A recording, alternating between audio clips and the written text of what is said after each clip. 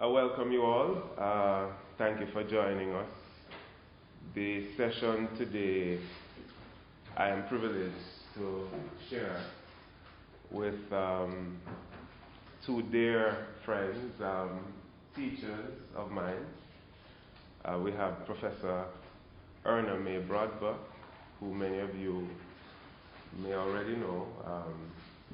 She's the one who has taken us into the continent of black consciousness. She has helped us to re-engineer black space. She has even demonstrated that the academic must also be activist. She has empowered her community through her own activism there. And you know, she has also shown us that fun side of the work, which is to pour much of her imagination, much of her research into the creative imagination, the novelized sociology, to represent things that are critical but perhaps best brought through that facility of the creative. We also have on this panel another creative queen, Sister Gloria Sims, who is a well-known Rastafari designer, dancer, spiritual medium, whose work for a number of years has looked at alternative representation with indigenous materials and a range of other embodied expressions of Rastafari philosophy and way of being. And finally on the panel, myself, Jelani Nair. I am the chair, and I'm also presenting some reflections on Bob Marley. So we will keep to the sequence which is expressed here in your programs, and ask Professor Erna May Brodber to join us here at the head table, who is looking at social consciousness and Marley. We want you to welcome her. Good morning, everyone. In spite of what Jelani has said, my paper has a different title. It's one I prefer, and it is Bob Marley to the World. And I expect to be keeping within time. Now, this paper assumes that there's a close and symbiotic relationship between the individual and the society. It is within this understanding that I attempt to link Bob Marley with the world into which he was born, grew up and produced his creative work, a world which was larger than Jamaica. Of course, I also assume a sensitivity in Bob Marley which helps one, such as he, to, for instance, lift the idea of there being a post-Civil War USA, in post-Civil War USA, a cavalry of blacks, colloquially called Buffalo Soldiers, into an essay which links the condition of blacks in the USA with blacks in the Caribbean and Africa. How many of us are interested enough in world affairs to know, or in history, or in the history of black people, to use the references to make a political or otherwise point? And I go into the paper now.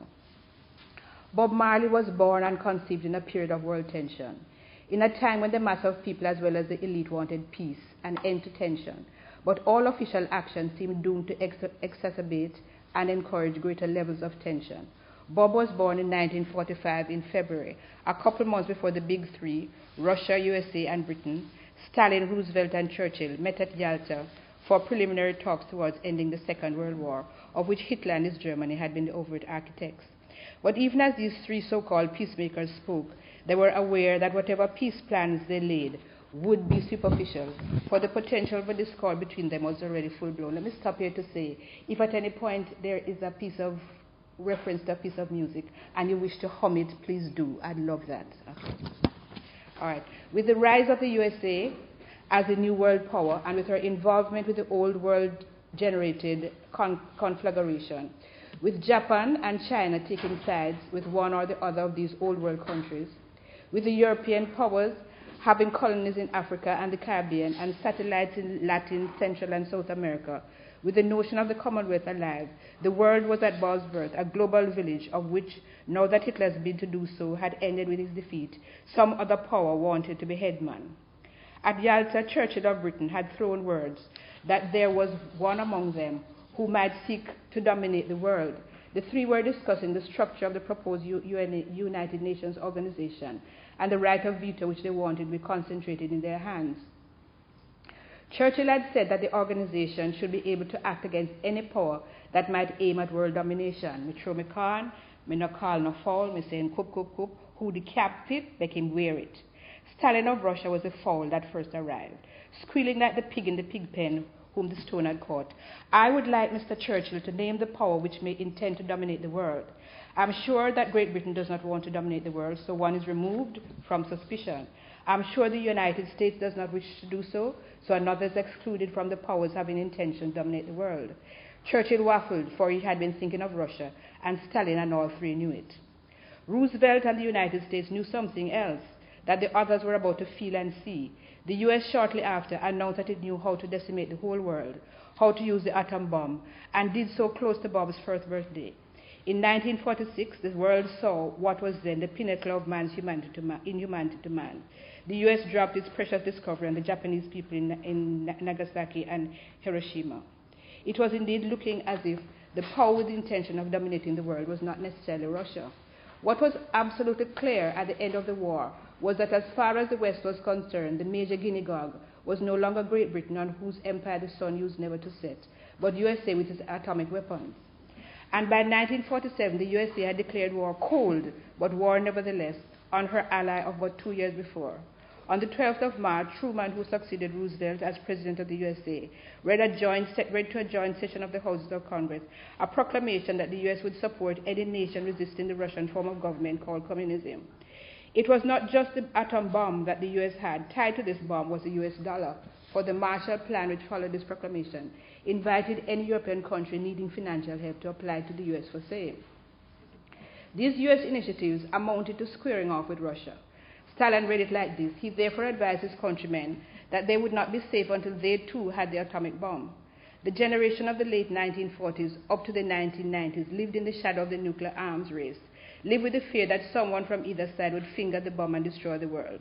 The mass of us needed a calming voice to say, have no fear of atomic weapons, for none of them can change their times. This was Bob Marley's voice gestating in the little boy.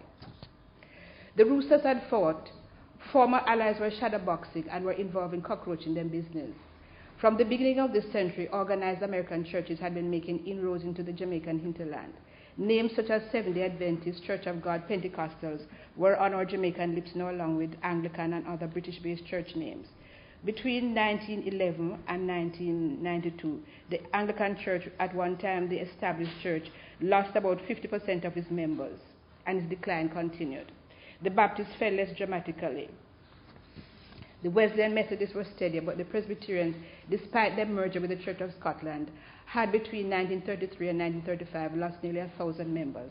The Seventh-day Adventists, on the other hand, were in 1922 only 3,000 strong, but by 1936 were 5,000. The same with the Church of God. It was moving from 20 circuits in 1924 to, in 1936, 60 circuits, and the increase continued. The Sankey and the Redemption hymn book published in the USA were traveling with these churches into the hinterland and mixing themselves with traditional Afro-Christian religious practices. Certainly from the beginning of the century too, Jamaicans had been going off to the USA, prompting a Jamaican trade unionist of the early 1900s to complain that the brawn of Jamaica was going off to Latin and Central America and the brains to the USA. The 1938 upheavals in the West Indies had made it very clear to Great Britain that her stepchildren in the Caribbean were restless and willing to take negative action. The natives were getting restless. Through the Colonial Development Fund, money was being pumped into Jamaica from Britain to attack economic problems, and the grant of a new constitution was promised to the middle-class literati. All these gifts and promises had their eyes on keeping the restless native quiet, while Britain fought the German terror. But what guarantees could she, so many miles away, have that big mouths like Bustamante and Roger Mays would not do something to weaken her and allow German incursions in the Caribbean and her still precious markets? And were not the German submarines already rumored to be in the Caribbean Sea? To stave off problems, Britain leaned on the United States. The Anglo-American Commission came into being. Potentially inflammable labor was siphoned off to the USA to the war effort. All men cut canes, ripped corn, planted mint, drove trucks, did all kinds of farm work to keep the home fires burning while the American youths fought in Europe. With this Anglo-American treaty and Truman's statement, the U.S. net closed around us here in Jamaica, and we were, whether we liked it or not, firmly on the American side of the Cold War. And just in case any of our fathers or brothers should pick up there in the U.S. any anti-establishment thoughts from angry African Americans or leftist trade unionists, certain books published in the U.S. were banned, among them the Lawrence books, the 6 and 7 books of Moses, and other mystical books which showed blacks another interpretation of their social condition. We New World blacks have always been able to turn negatives into positives.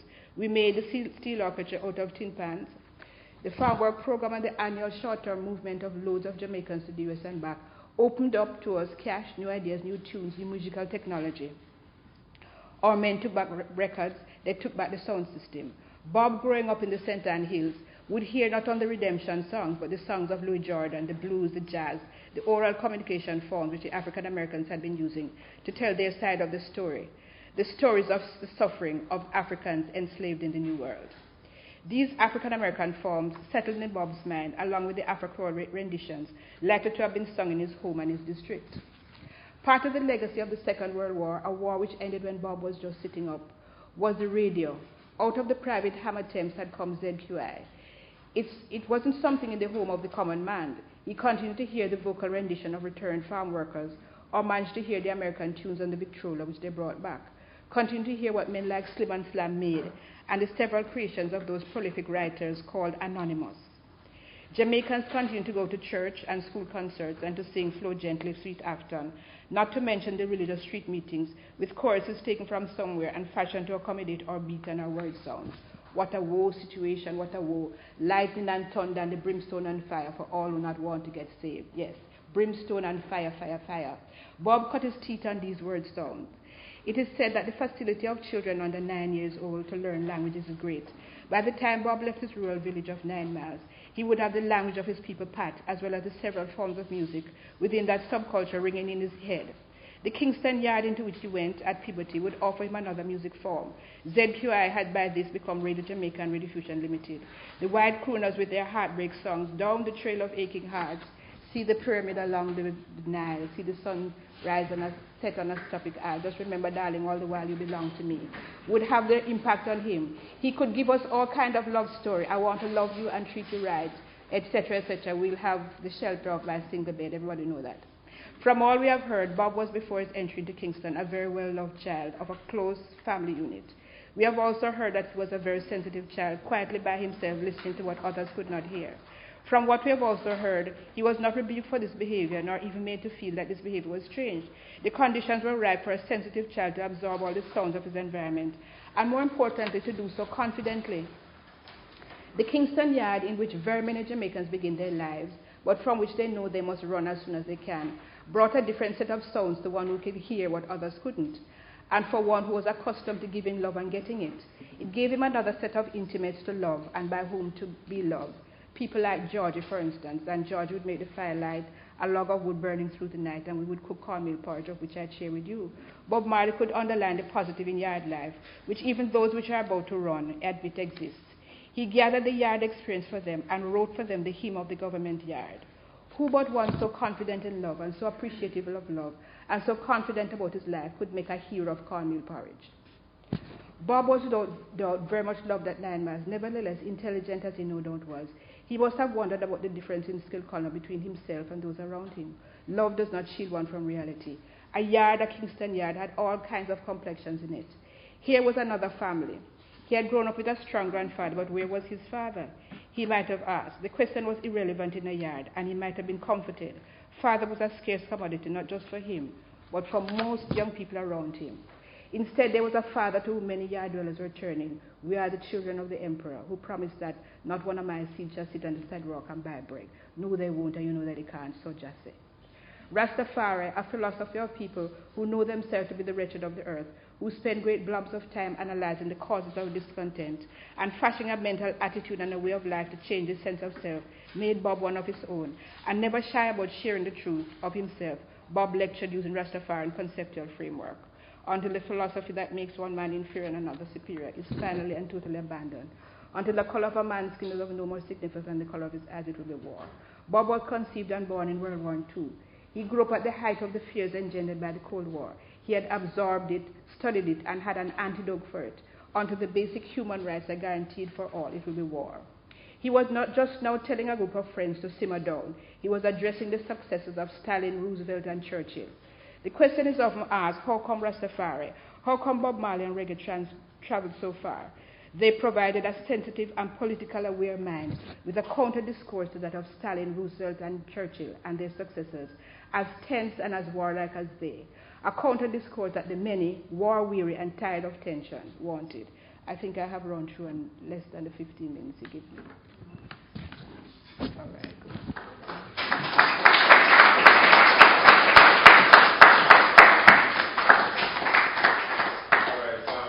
Thank you very much, Professor Erna Grandpa, for taking good time. I hope we could keep pace with her. She set quite a good pace. I think we're going to dub you the mother of cultural studies. And you've given us Marley's nativity as well. We thank you for that. The next, our next presenter is Sister Gloria Sims, who comes with, and you can correct me if I'm giving you the wrong title, the Reggae Artist as Cultural Ambassador.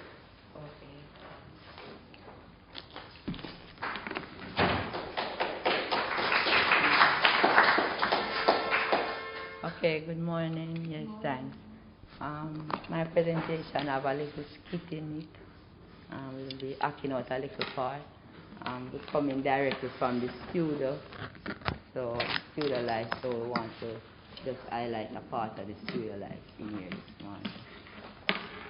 So, good morning again, and thank you, Brother Jelani, for the introduction. I am an independent cultural ambassador. Yes, I carry my culture and try to carry it and live it on a level, that I want the younger generation to grasp to. And my paper this morning is based upon, the theme is cultural, reggae artists as cultural ambassadors.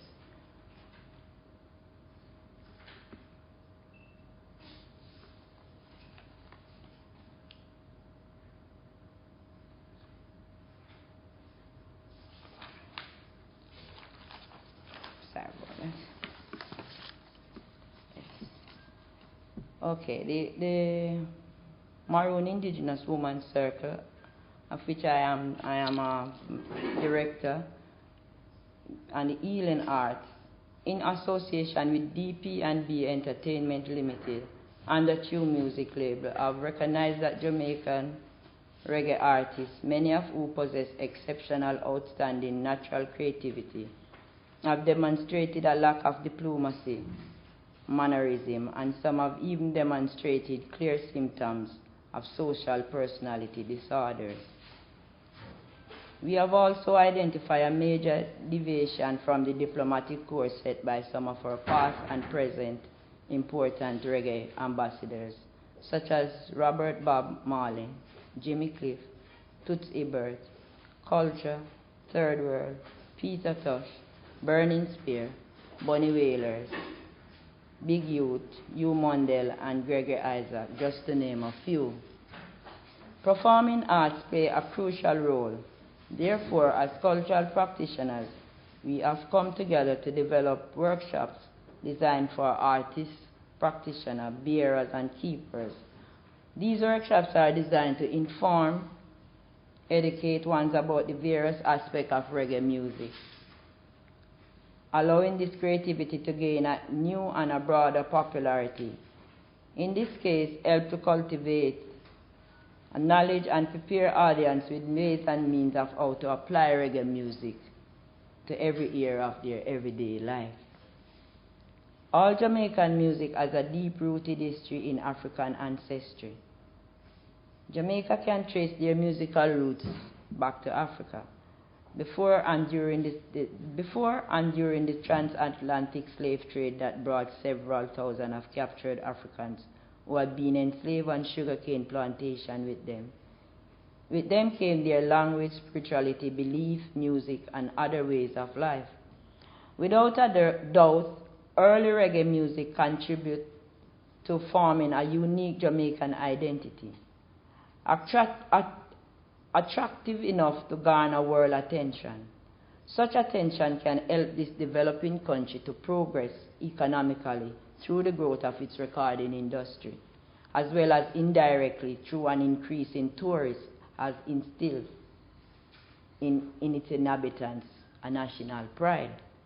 Presently, there is a mixed signal generated by some of the popular reggae artists. The spiritual use of marijuana as a sacrament, classifying the society as an illegal substance, and the pronouncing of judgment on homosexuality.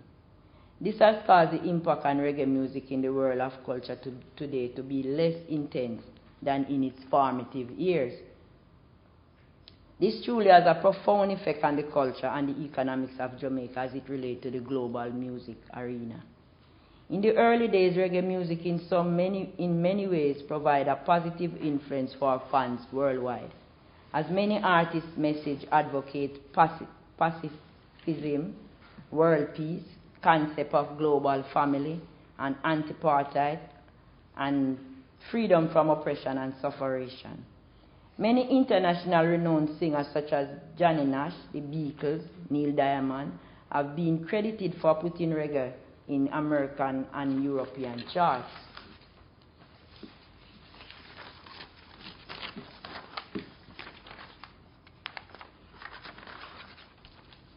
People of many different cultures from all over the globe came to Jamaica especially for reggae music.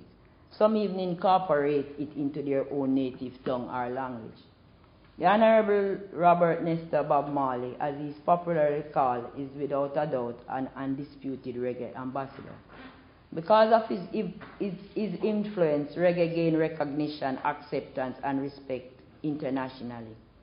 Cultural expression and its practice we have inherited from our ancestors, and we have transmitted them orally to our descendants. These expressions, such as our musical heritage, must be protected and respected as the cultural heritage of the people of Jamaica. Reggae music is a living, fragile heritage. It provides its bearer with a sense of identity and continuity. But regardless of all this, reggae artists most times cannot fulfill their mission and improve their status. An improvement of their status most times seems impossible. Lacking of opportunity to acknowledge their right to enjoy the fruits of their work, and even when some artists become known in many countries as legends, their quality of life here in Jamaica fall way below the poverty level line.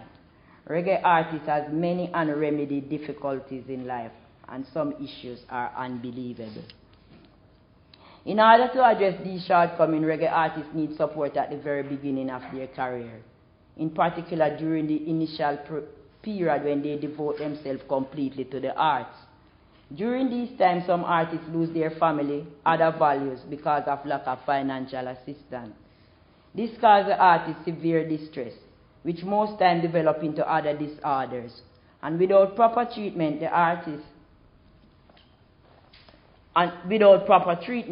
artists should be granted the prestige to which they are entitled to, so that they will excel. Therefore, we from DP&B Entertainment take this opportunity to say that our musical heritage is in need of urgent safeguarding. Our already established commission right here in the country has done well, but so far they are now very much inadequate to carry on. Much is needed to be done to improve and develop our artists. There must be some means of incentive, such as grants and fellowship, to ensure that the artists have opportunity to bring their knowledge up to date in their own discipline or related field or specialty, with help to improve their technical skill. Considering these facts, the Maroon Indigenous Woman Circle, Healing Arts Therapy, in association with DP&B Entertainment Limited, True Music Label, and its in-house band, the Uprising Band, which we have a few members here, take this privilege to deliver a workshop designed to cater to the need of young artists. And we have a few outline of the workshop that we will be doing.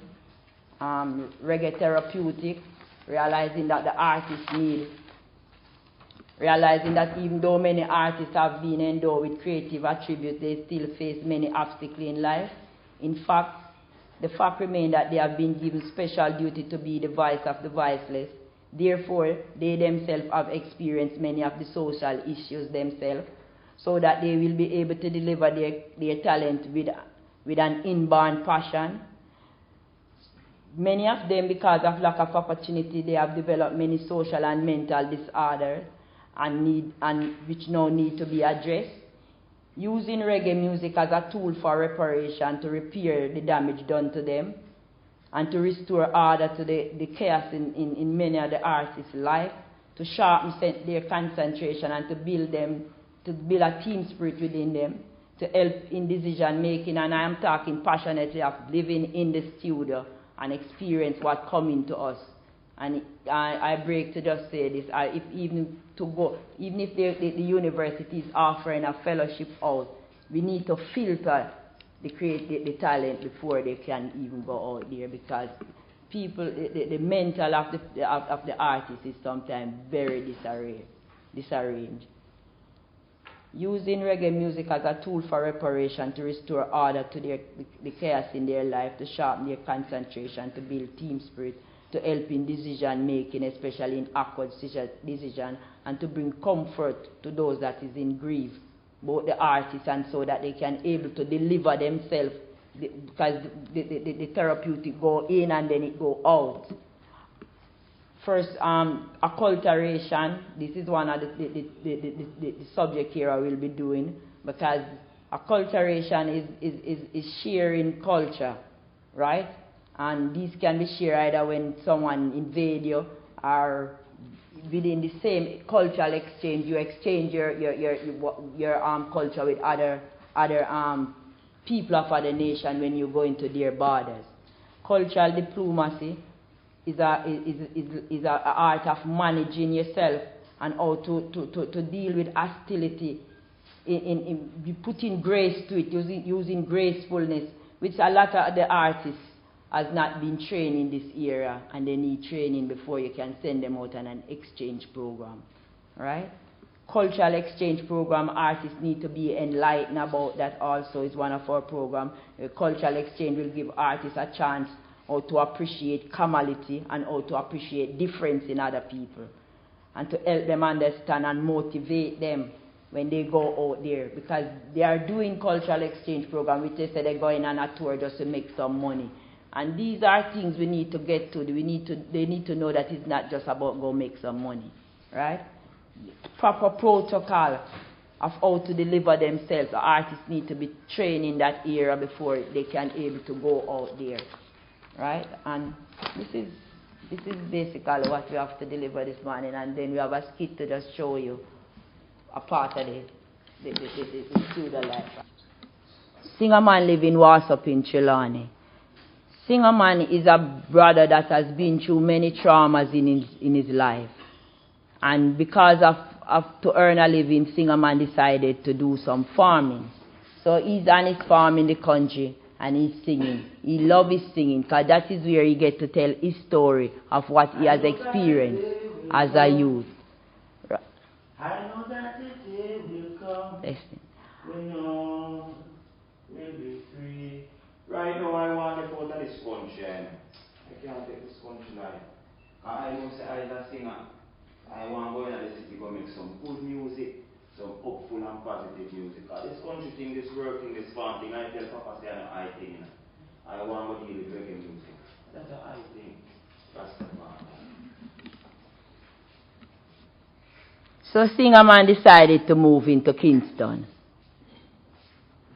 Yeah. To check out the studio life. I go pop up all everything and chat about because I see this journey and so I am going to the city where everything will be fine. Singer man arrived in Kingston. He searched out and he finally go to a few studios that did not accept him. Finally,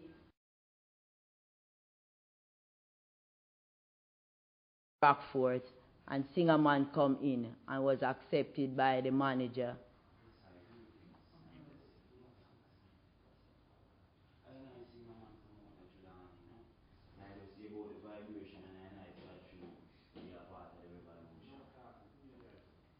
Yes, man. Alright. Love is the thing, and with love, I and I come forward.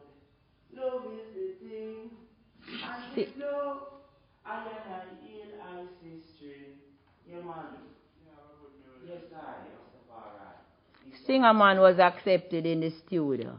So his life in the studio began. Singer Man thought that he would start to sing and go in the studio immediately. But Singer Man has chores to do. He has to sweep. He has to cook. You know? And life become frustrated. Life become frustrated. Singer Man, after 1 year, Singer Man is still not in the studio. Singer Man is there. Singer Man is getting into a brawl with other brethren and all these things is happening. A lot of his social issue that has faced him is coming out. You know? Singer Man is getting into a lot of things.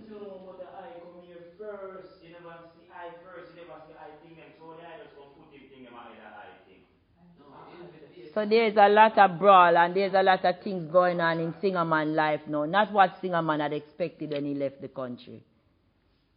But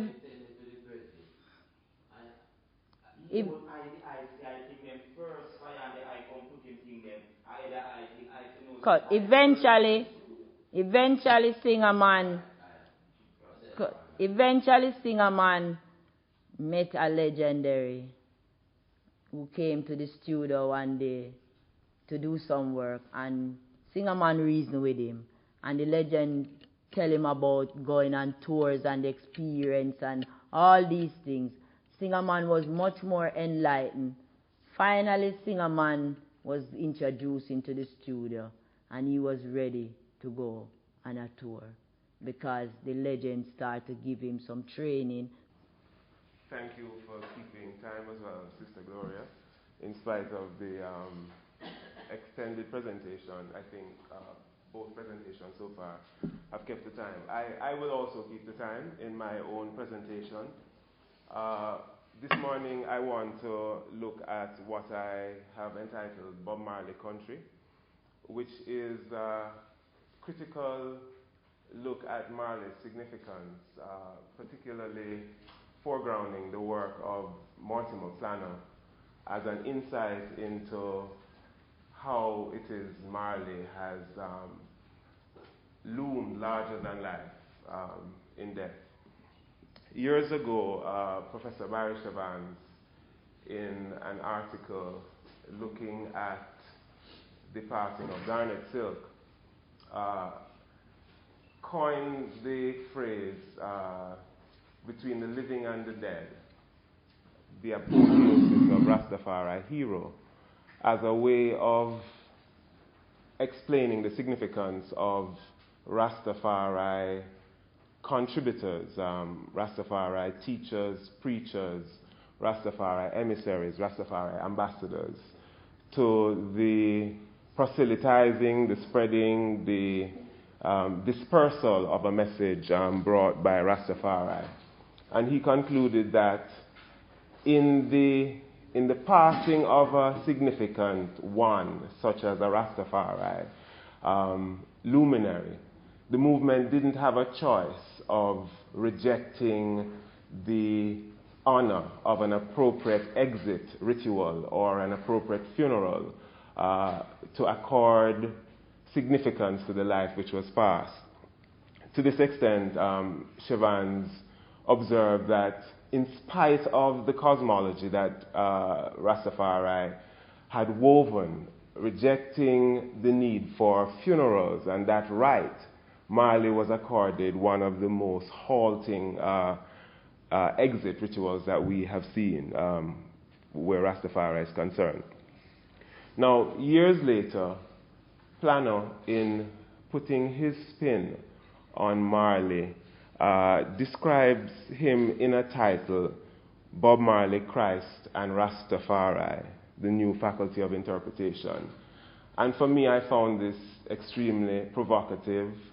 Some people thought even audacious that Planner would construct this trinity that included someone who we knew to have trod on earth, someone we knew with his human foibles, someone who was real to us. Marley was nonetheless being located in this trinity by Plano. And then Plano appends to this trinity what he describes as the need for a new faculty of interpretation. As far as I was concerned, Plano, in engaging this triune concept where Marley was concerned, did a number of things in pushing the envelope or expanding our range of interpretation in the way that he challenged us in inscribing this new faculty of interpretation. He compared Marley's life journey of 36 years with that of the journey of Jesus Christ, whose journey of 33 years was seen as quite accomplishing. Plano incites that Marley, in this dispensation, was given an additional 3 years to do his work. Now, at a function recently, I heard Jean Binta Breeze pronouncing Marley country. I come from Marley country. She goes to South Korea. She presents her Jamaican passport. The immigration officer says, "See, you come from Marley country." She goes to Australia. She's received in the same way. "You come from Marley country." She goes to Spain. The same thing is said to her. In a sense, Marley has become more than a singer. Marley has become the representation of the Jamaican landscape, the Jamaican space, the Jamaican personality, the Jamaican people. He has become the totality of our foreign reputation as far as a people is concerned. Now, recently, Buju Banton has perhaps thrown a spoke in this wheel in daring to suggest that Marley is not necessarily the limit to our potential. And he was taken on, the society went in outrage, largely because we have, to some extent, achieved some level of consensus as to the great contribution Marley has had. And in the minds of some, this places him beyond criticism. Buju is continuing in the trajectory of the Peter Toshes, the Bunny Whalers, and he's saying, well, I can disagree. And if this was the case, then Marley himself would not have had space if we had so limited our notions of greatness to something finite and something which was not achievable beyond a certain capping or certain imagination of this. Now, I would dare to say that to some extent, the audacity of Buju Banton's statement is his critique of this perfect character that Marley represents. And I want to reference here what Plano describes as the Buffer Pickney syndrome, to refer to Bob Marley's unique mulatto dispensation within an industry that was largely African.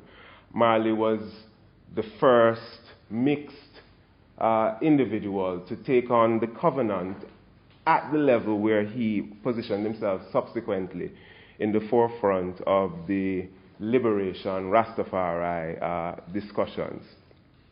To some extent, some might argue that it is because of the Obama-type factor that Marley presents that he was allowed this primacy, not only within reggae, but also accepted within the wider society as an appropriate Rastafari ambassador.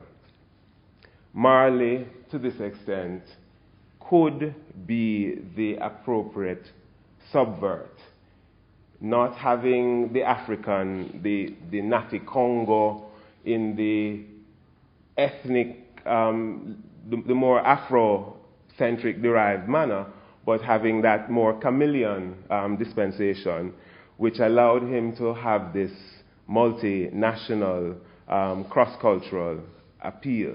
To this extent, within the notion of iconic destructions, Marley as a chameleon becomes appropriated as our symbol of resistance par excellence. Now, for me, this raises the question as to what is an appropriate symbol stroke language to contextualize the ethos of Jamaican freedom fighting through.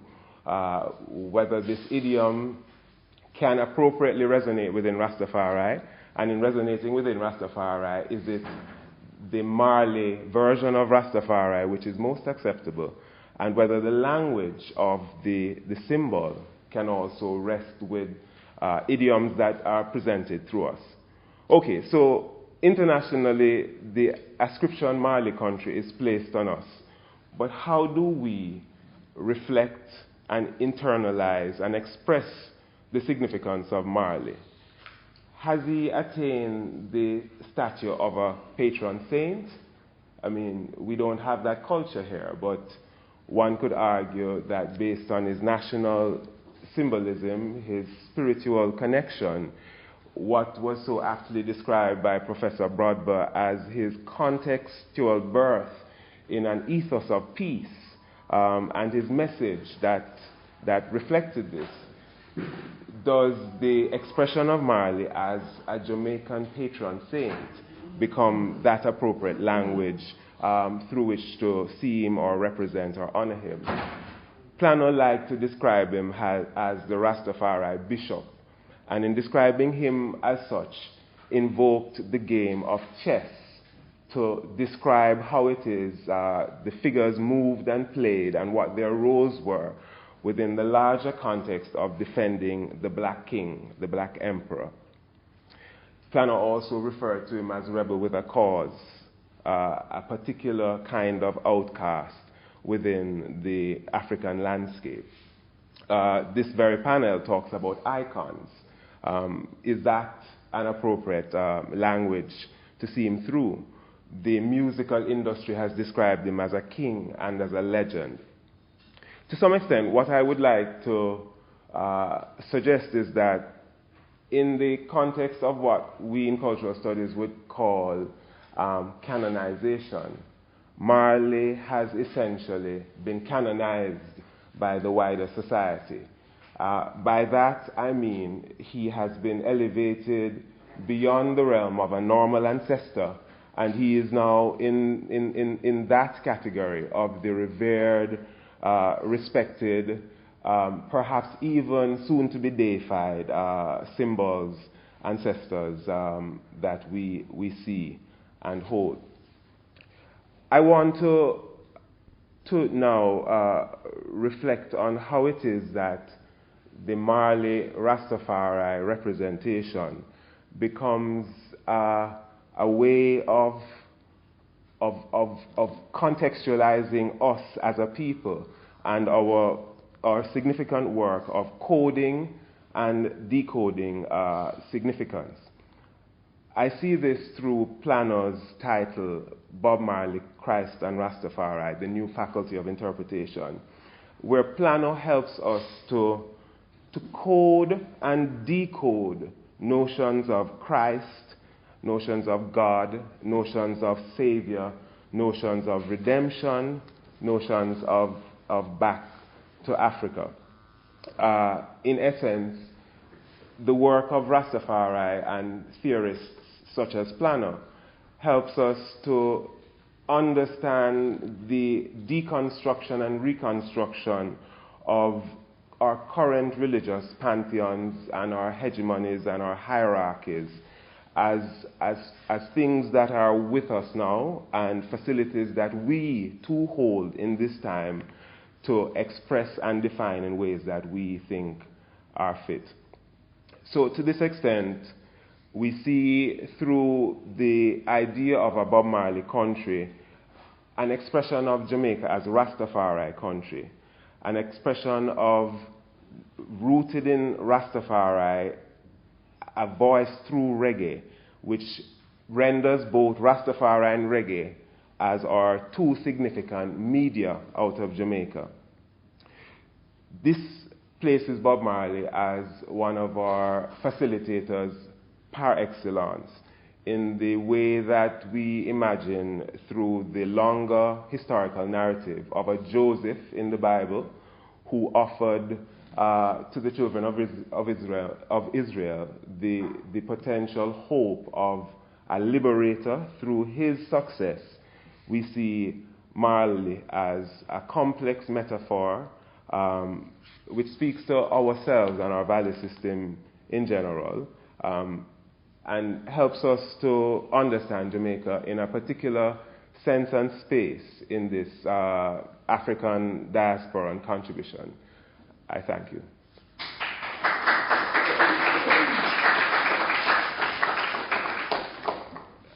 I too have tried to keep the time. I think that the panel, to some extent, has been a connected one in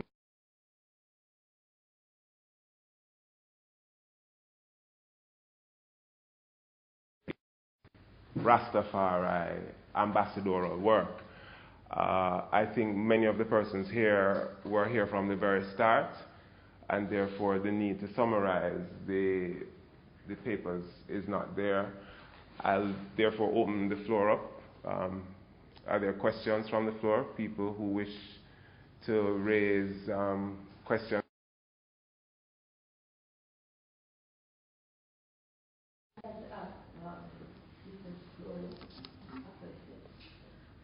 In your presentation, you spoke about the training of these new people who don't know what to expect when they come from country, go to Kingston, go to the And I wonder about the training of the people that move us, of the people who are already going out there representing us, and have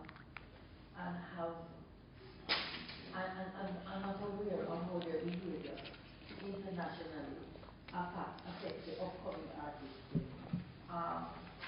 I myself being involved with artists a lot,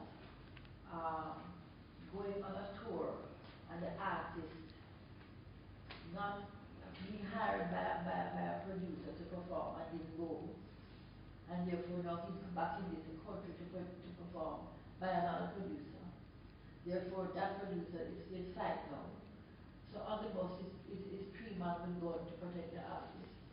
And the man himself is walking up on the artist himself.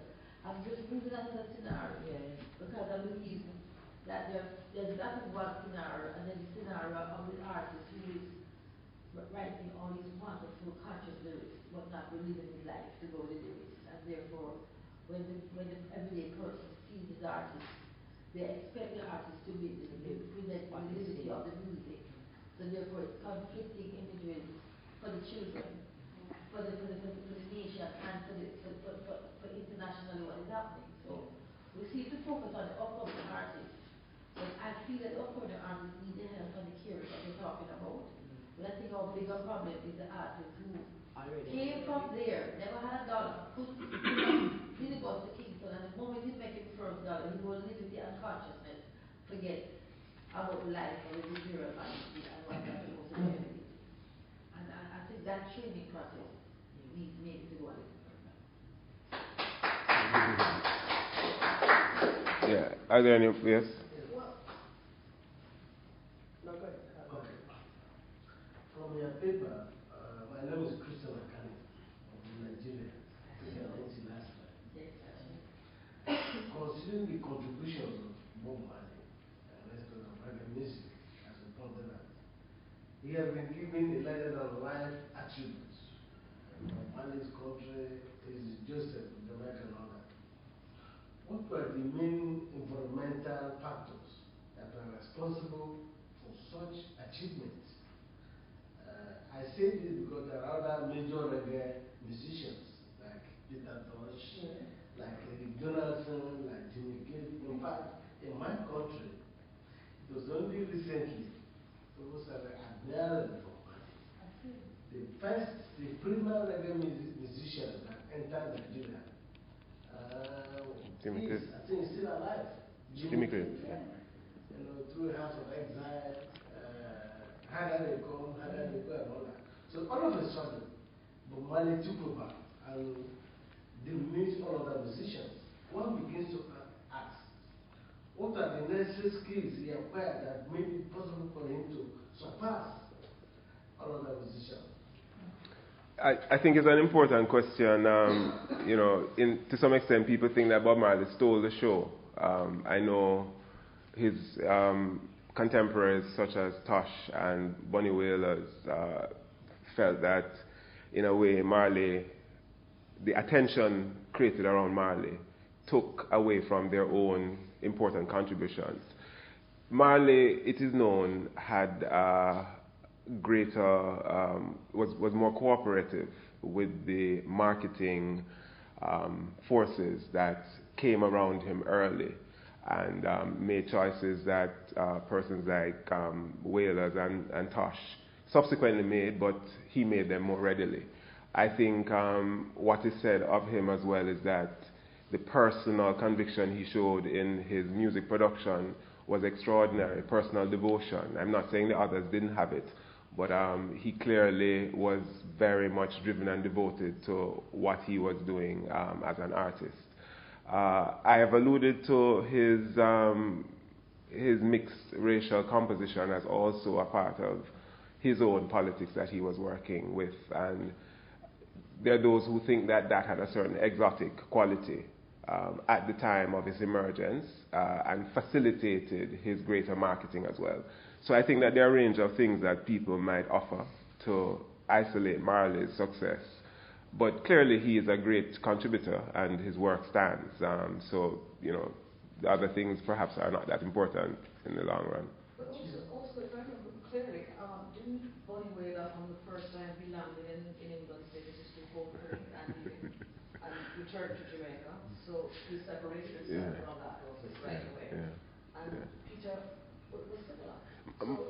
Marley facilitated the international agencies more immediately. That whole Obama symbol, the next thing, really helps. And you see it all over the world. You see it in tennis with the Williams sisters versus, you see it in Sean Paul versus, you see it all over. That does become part of it. There's no question. There's someone here who was... Just to add to what you say, why he was so popular. He assisted the movement of Rastafari tangible. He provided a space for the 12 tribes of Israel, and he also bought a place for the Nile Indian. And he was very integral into the Rastafari movement, because he and the ancient of the field were very close together. He would reason with the ancient them. So he was projecting the movement on the international level. You know what I mean? The grassroots people, them, the closest stream and thing, and indeed with the community. He was the only person who could get the politicians them to unite. He was very influential with the people, grassroots people. That's how he gets his popularity, and then Tiara will start to take off from there. Well, I'm glad for the brethren's contribution, because, the reality of him in a grounded way as a leader is not necessarily emphasized in any of the discussions, and I think that point comes through. Sister Masani, yes. Hi. As I'm a Christian, there's 2 points I want to make quickly, right?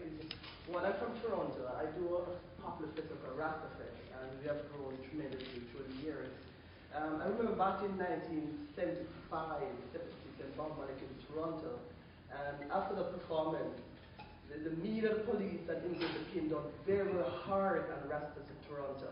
We were back then, being young Rast myself, what they did, the media, they imported a lot of stuff about Rastas from New York. Rastas were criminals, they're time bombs. That was right after the Bob Marley concert in 76, right? And of course they used Bob Marley and everything to elaborate some points that they got from FBI at the time. I think back in those days, in the 70s, you have a lot of, then I shouldn't say a lot, but you do have some people dreadlocks who are committing crime.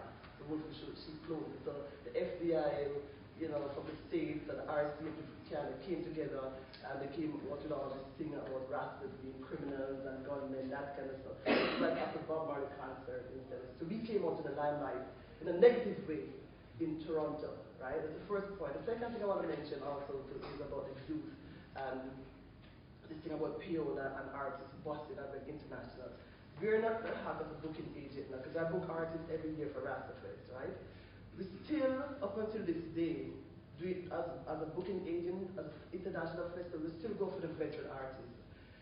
No matter how popular the youth are here, could be Nevada, could be who's popular here, the audience in Toronto, or a Rastafari audience that we cater to, they still will go for the vintage artists. Because you're looking at professionalism, you're looking at the quality, you're looking at the content, right? Last year we had Admiral Tibbet and General Trees as feature artists. The year before we used only Toronto artists and we had a good crowd. Last year there was 7,000 people. It was outside the parking lot in Jane and Finch community. It's supposed to be a bad area, and this community has been around for the last 30 years. A lot of poor immigrant people live in that community. That's where we keep the festival. So last year was Admiral Tibbet General Trees. The year before, Toronto artists. The year before that, we had Tony Rebel, Queen Ifrica, Mutabaraka, Ed Fitzroy, right? So what we find is that every year we bring international artists in, and we try to just do one or two, right? Try to work with Sister Masani, picking up on what Lantonette had said in response to Sister Gloria's suggestion about training artists coming in, and I'm talking to potential promoters here.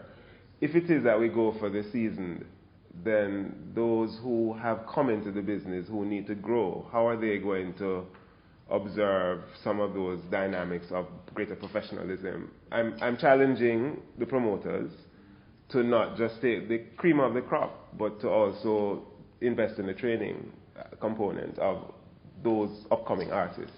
I'm totally with that. The thing I find is that because we deal most with the veteran artists and all that, come back to the veteran artists, it's all about who boss, really. Because you could have somebody who write great lyrics, you could have Piola, still not doing nowhere. And I think I just started saying the music industry in Jamaica. The Piola, I can't deal with that, honestly. I have a problem with that. So I think that it starts here. Because we're international, we can't do much out there except to who we, we feel the audience gonna want. Push the envelope a little sometimes. Are there any more questions? I just want to respond to the question there. That it seems to me that the peace movement, like of the 1960s, with Where Have All the Flowers Gone and all of those lyrics, Bob Marley, they were dying out, and Bob Marley and the Wailers picked up back on that. That audience, those people who needed that, got it through Bob Marley and the Wailers.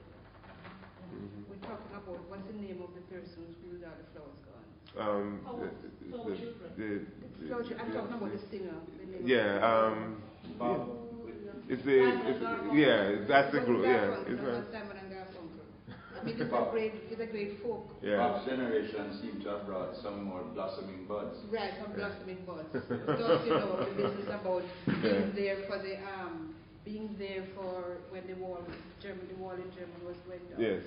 Being there and people being able to sing those songs. Okay, as once upon a time we would have sung Where Are the Flowers Gone. It's something that happened. It was not Bob Marley.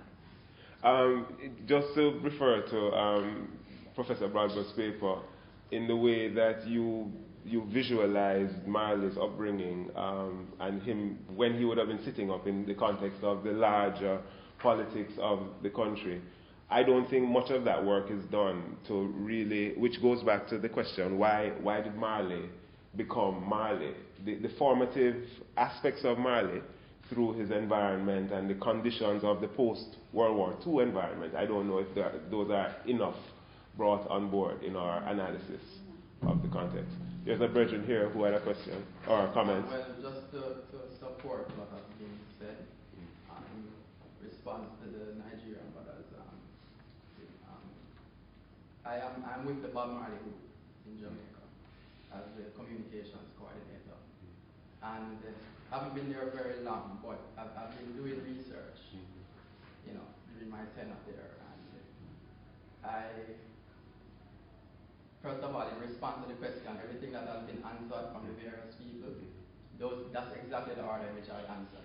The marketing, the marketing followed by his dedication to his craft. He was very dedicated, He was often the first person on the bus, the last person to leave rehearsal. He carried people on his back to get them to rehearsal. He trained for at least 3 weeks before every tour and made sure everyone trained with him. And various other things like that. One thing I didn't hear said, which I want to bring to the consciousness of the discussion, is there's a mystical aspect. A lot of things happen to Bob that these are not coincidences. A lot of things don't just happen to somebody like that. And when things happen, the decisions that you make when they happen, it either speeds up the progress or it doesn't, or it detracts from it.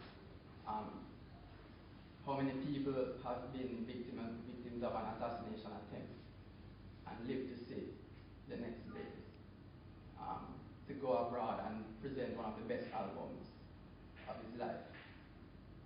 These are mystical aspects that come to him, and he accepted his responsibility as a spiritual leader, and his tool was music.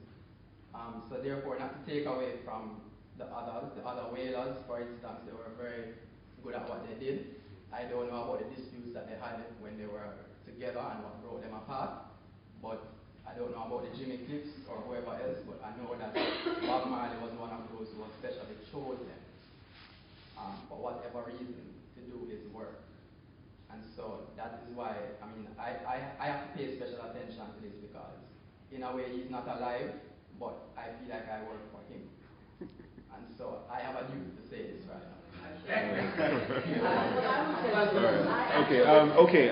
Let's go back to, there's a question over here, and then there are two over here. Or comment, I'm not sure. Yeah, it's 2 comments I want to make. Wherever Bob Marley went in life, he gave thanks and praise to the Most High Rastafari the first. And even though Bob's popularity is greater than His Majesty, Bob brings to the table that elevation of consciousness that is timeless and can never change. So if anyone going to listen to Bob Marley and the Wailers' music from when it started to forever is His Majesty, they have to find as the black pearl inside the oyster. And I would like to thank the sister and the brethren for the skit presentation. Uno come with the real yard thing. And if you put that video onto YouTube and draft the elder for that role, a boom. Thank you. Over here, yes. Yes, I wanted to ask Professor Sims to comment, since you mentioned unremedied problems and some of the institutionalizing structural ways that development can happen. I'm wondering about cultural ambassadors when they're on the downside and they're old and infirm. And the reason I ask is a very personal reason.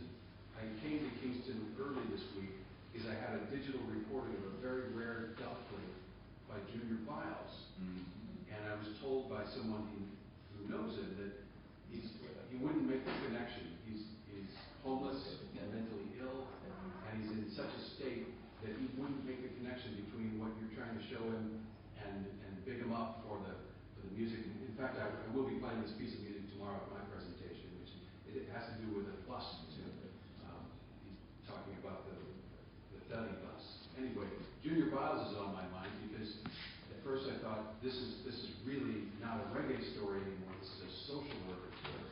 But then as I thought about it, it really is a reggae story, because here's someone who gave and still gives so much pleasure to people abroad with these incredible reissues of his music, and yet he's in a very, very poor state. I'd like to get a comment on this.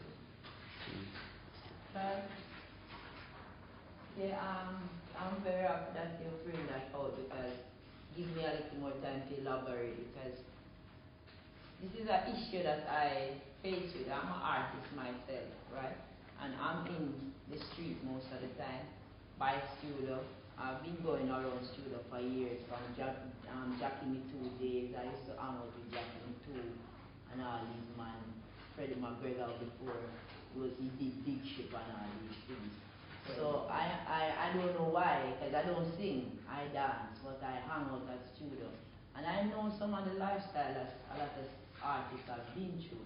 People will show you many greats on the road and say, that's a big artist, or he is the writer of such a song. And there's nothing. In my research, I come upon like UNESCO, intangible cultural rights and all these things where artists, their country that ratify these things and so that they can be able to deal with their artists. Jamaica as a whole vast, that one of the things we have a gold mine at times.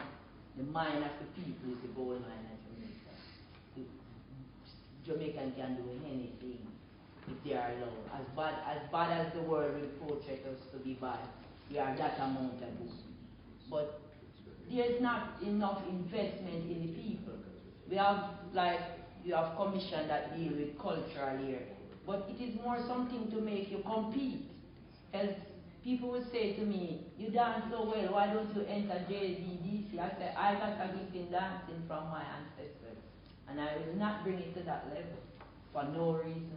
Because this is not something that I'm going to compete with and then they tell me whether I win or I lose. Because there's no win and lose in what my ancestors give to me. I respect it and guard it. Right? So what Jamaica offers is a competitive ground. And even that is feeding back in the studio. You find the artists, they are very bad mind, all kind of corruption come out of that because we're lacking of opportunity and all these things, like for instance, the artist not getting a chance to deal with his talent, to know you have a talent, to know you can do well. And there's not a platform if they don't come through the studio, fight their way through, sleep on the floor for years. Some of them, many artists got through with a hole in the bottom of their shoes for years before they could afford it.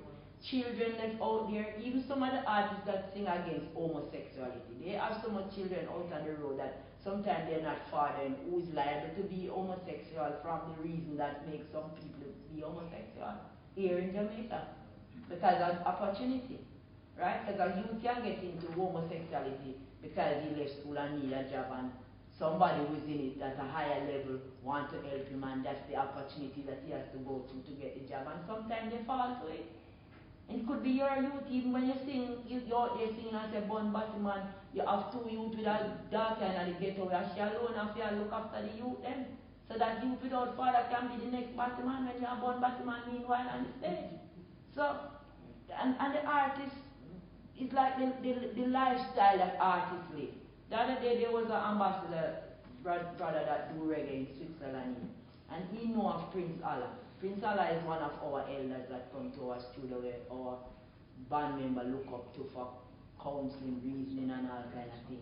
And Prince Allah live a very, and he's a big legend over there. When they come here, the brother say he was so frightened. His kitchen is bigger than Prince Allah's house. But yet Prince Allah is ready to welcome him and a whole house in there. The way we Jamaican people live and the thing we go through to bring ourselves up.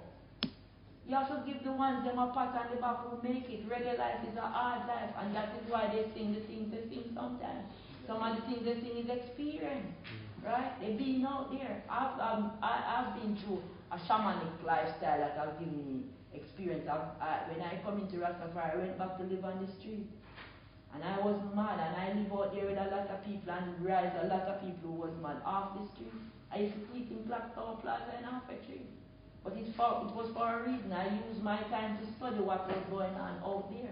As I say, well, I couldn't be homeless here, it must be for a reason. But a lot of people don't see it that way. They see it as being something bad, and once you're not seeing it in another way, you're going to go down. Yeah, so you have to know what is going on with us as a people. And that's why they sing, because the only way an artist is going through certain things, the only way he can tell his story is through reggae music. It's the only platform they get to say something that they have experienced. And everybody have a story to tell. And build up story buckle up in you, cause of many kind of disorder. Our whole nation is suffering from social mental disorder. And everybody's casting their eyes once they're looking like they don't see. You know? Our people is mentally disturbed deeply. And even the worst of Buju sing what he sing, we don't know. Buju used to be living on the street. And that song he sing was at 17. I used to be living on the street. I seen a lot of car drive. I have a poem that I do. Yeah, I mean here mad. Me live at the 83 bus stop in a halfway tree. You see, I see no evil, hear no evil, speak no evil. But you see, I see a lot of things. I see big car drive off of the hill in a night with big man in the pick up street boy and disappear in the darkness of the night. And that is experience that I have seen, that I have put into these words. That is my point. All right. We have. I want, before we go, I want to just say that there is a session which has just started or should have started now, which is music industry having a discussion about a year after Broadcasting Commission's Detectives, and that is in multifunction room in the library. So just be aware of that, and let's try and seal up this as quickly as possible. So we take the final 2 questions, and then Just to add to what Mama Gloria is saying and the bridging. I know the case personally that you're talking about, Junior Biles. I see him on the street sometimes. I actually was singing with a brethren named Jabu.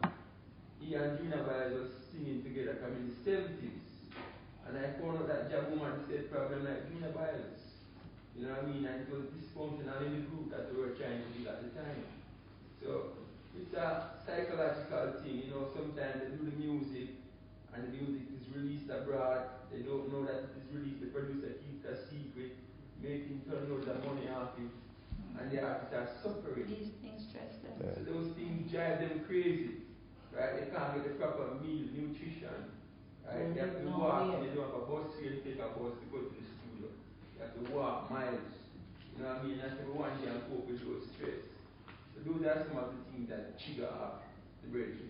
Because even at the time, Junior Bible came back, you know, and he performed on some fest. Rebel Salute? Yeah, I think so.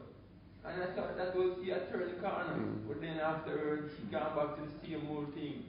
Yeah. All right, we have a quick one from here and then over there. I don't know if I want to comment. You know, I just feel that this is the way the system is set up. We have too many people who suck off of the energy and economics of the artist. Their only aim is to make money off the artist. And they look down on the artist. They're not driving big car and everything. We're not looking at how to make places to make people live when they get older, how they're going to be fed. As long as we can get some money off of the artist. Let's move to the point of the manager, who is meant to be guiding the artist.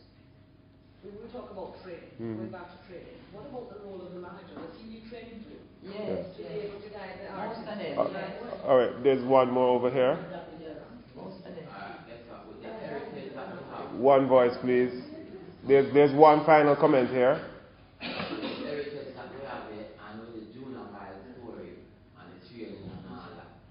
think that we should have a village like a Rasta embassy where we can embody all of these things and facilitate most of the program we need.